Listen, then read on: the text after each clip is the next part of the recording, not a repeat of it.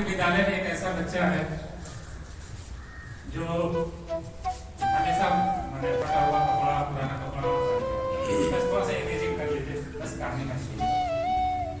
5 class है, एक madam class में जाते हैं और जाते ही कहती हैं आई लव यू।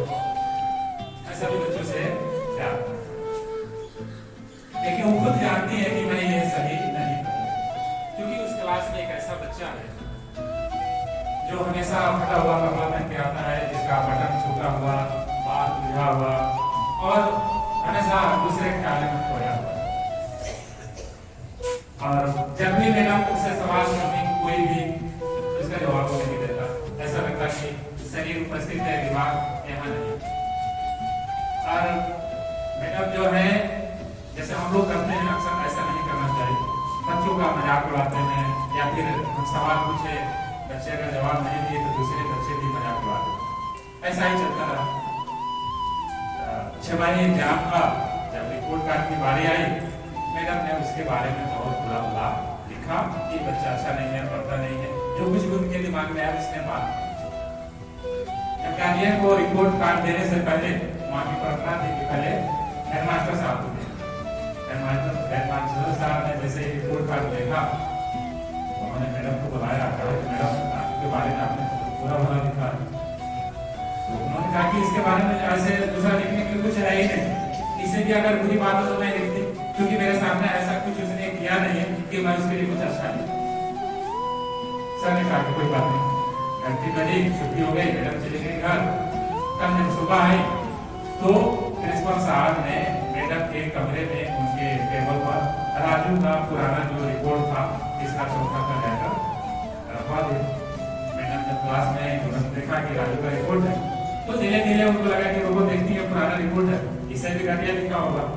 जैसे ही उन्होंने रिपोर्ट कार्ड खोला तो देखा कि अरे इसके बारे में बहुत अच्छी सी बात लिखी गई।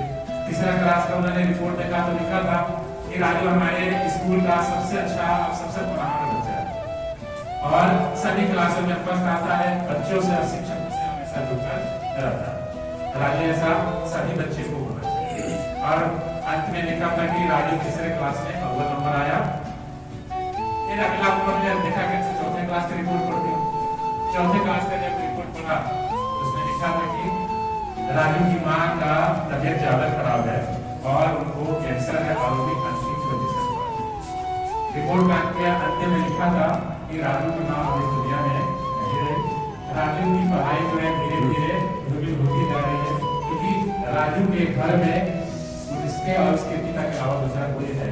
तो राजू अपनी माँ का ख्याल करता था और राजू की माँ के करने के बाद राजू जो है पूरी तरह से कट गया इस दुनिया से पढ़ाई से। जो भी टीचर के अगर हाथ में राजू जाता है तो उसका ख्याल इस बात का रखता है। जैसे ही मैडम ने ये बात पढ़ी, उनके आंखों से आंसू बहना शुरू हो गए कि ये मैंने क्या गलती कर दी। जिस बच्चे की माँ नहीं है वो आप भी समझ सकते हैं कि क्या कोई रहता होगा। निश्चित है कि अगर आपके सामने नया कोई बच्चा आता है और पुरानी बात नहीं जानती है तो जो सबके साथ व्यवहार होता है वो भी आती है। मैडम को बहुत गिल्टी फील हुआ।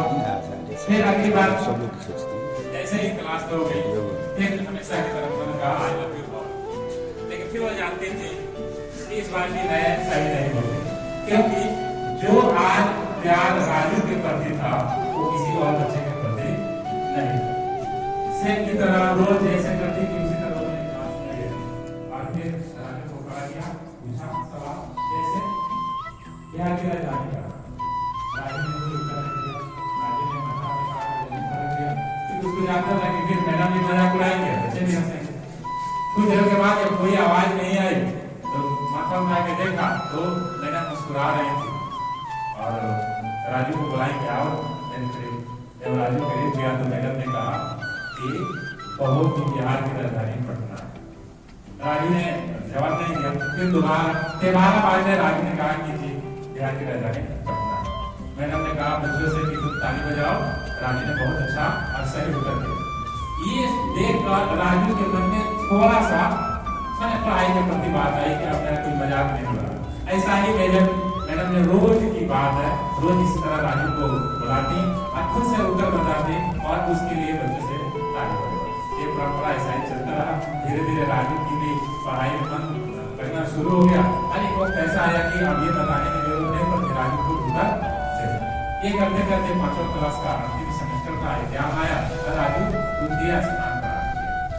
अब चूंकि वो प्राइमरी विद्यालय है, राजू को किसी दूसरे विद्यालय में जाना है। राजू दूसरे विद्यालय में चला गया, जाने वाला था अंतिम दिन। जैसे हम लोग के विद्यालय में परंपरा होता कि हम लोग हस्तक्रम जाकर जमा सभी बच्चे हस्तक्रम लाए। मैंने आपको बहुत अच्छे से गिफ्ट दी, क्योंकि राजू के पास कुछ था नहीं, उसने एक पुरानी सी अखबार में कुछ लपेट कर लाया और वहां रख दिया। मैंने अपनी निगाह में सब जगह ढूंढ रहे कि राजू का क्या है। जैसे ही बच्चों ने देखा, सब लोग को समझ में आ गया कि राजू का ही हो सकता है। मैंने अपने खोला तो देखा कि चित्र का छोटा सा होता था, तो आधा अधूरा था, एक कमर थी जिसका पूरा रंग निकल गया था। मैंने अपने कमर निकाला, अपने हाथों में कढ़ाई में डाल दिया, अनेक ने निकाला और पढ़कर अपने शरीर में। बाकी सब बच्चे देखकर बड़े हैरान हो गए कि मैंने क्या करें, पुराना पुराना ले रहे हम लोग, इतना हमारा आगे नहीं। राजू को देखकर बहुत ही खुशी हुई।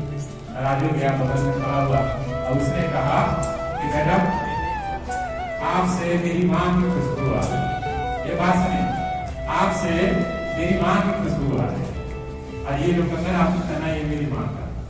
मैडम बहुत खुश हुई, बहुत ही सारा दुआएं दी। बच्चा चला गया दूसरे स्कूल में। प्रत्येक साल पत्र लिखता मैडम के पास, ऐसा ही दिन रात जो महीने तरक्की करता चला गया, 3 महीने साल बीतते चले गए और मैडम भी रिटायर हो गई। बहुत सालों के बाद एक पत्र विदेश कि मैडम मैं राजू हूँ और मेरी शादी हो गई और मेरी इच्छा है कि आप मेरी शादी में आए, और इसमें मैं आने और जाने दोनों का फ्लाइट का टिकट मैंने रख दिया। मैडम भी बड़ी बेचैन कि मैं राजू से मिलना चाहती हूँ। मैडम गाड़ी पर बैठी और चली गई। उसके बाद संजोग से शादी की ही दिन था। मैडम के जाने में लेट हुआ। पंडित जी जितने भी बड़े बड़े डॉक्टर थे, ये डॉक्टर राजू बन चुका था, बहुत सारे बड़े बड़े डॉक्टर थे, सब लोग तैयार कर रहा था, मुहूर्त निकला जा रहा और राजू जो है गेट पर खड़ा होकर इंतजार कर रहा। और कुछ देर के बाद एक बूढ़ी महिला उधर से निकली। राजू दौड़ कर गया उस महिला के पास, हाथ पकड़ा, प्रणाम किया और वहां से बुलाकर मंडप तक लाया। तब उसने माइक संभाला और कहा कि आप सभी पूछते हैं कि मेरी माँ कहाँ है, मेरी माँ कहाँ। आप सभी से मैं अवगत कराना चाहिए, मेरी माँ जिन्होंने जन्म तो नहीं दिया, लेकिन आज यहाँ जहाँ मैं पहुंचा हूँ ये सिर्फ इसी माँ का दिया। बस कहानी मेरी यही समाप्त होती है, लेकिन एक बात और मैं कहना चाहता हूँ कि हम सभी के बीच में एक राजू है, हमेशा रहता है। थोड़ी सी अगर हमारे और आपके आशीर्वाद से, थोड़ी सी प्यार करते हैं, अगर किसी राजू की जिंदगी बदल सकती है तो हम प्रयास करेंगे।